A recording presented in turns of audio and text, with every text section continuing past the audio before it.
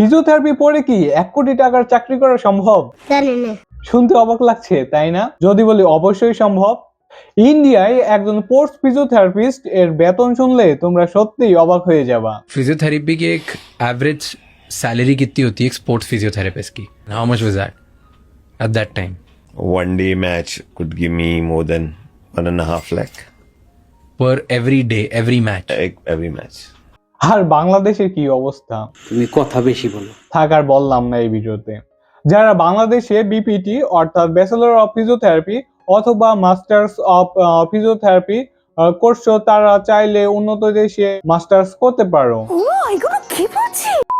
যেমন আছে USA, Canada, Australia, New Zealand, এই সকল দেশে তোমরা চাইলে রেজিস্টার ফিজিওথেরাপিস্ট হইতে কিন্তু পারো। প্রথমে মাস্টার্স এর জন্যই যেই সকল সাবজেক্ট গুলো আছে, যেমন masters of কাইন্সোলজি, masters of exercise science, masters of health science, সর্বোচ্চ 1 থেকে 2 বছরের কোর্স।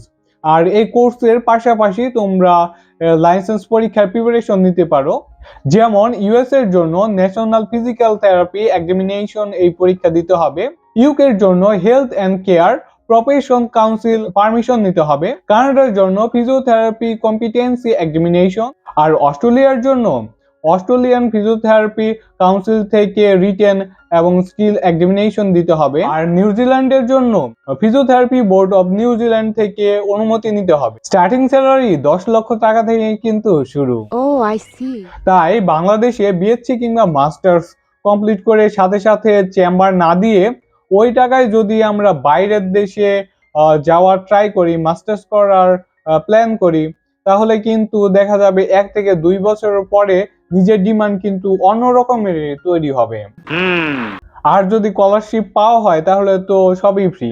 আর না পাইলে সাধারণত 20 থেকে 30 লক্ষ টাকার মতো খরচ হবে। আর বিদেশে মাস্টার্স কমপ্লিট করে এই 20 থেকে 30 লক্ষ টাকা ইনকাম করা কোনো ব্যাপারই না। 2 থেকে 3 মাসের মধ্যে যত টাকা খরচ হয়েছে এই টাকা কিন্তু তোলা সম্ভব হয়ে যাবে।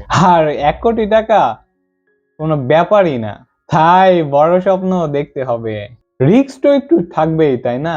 আমার এই ভিডিওটি দেখে যদি একজন মানুষ মনেও স্বপ্ন দেখার আগ্রহ তৈরি হয়, এটাই কিন্তু আমার জন্য যথেষ্ট।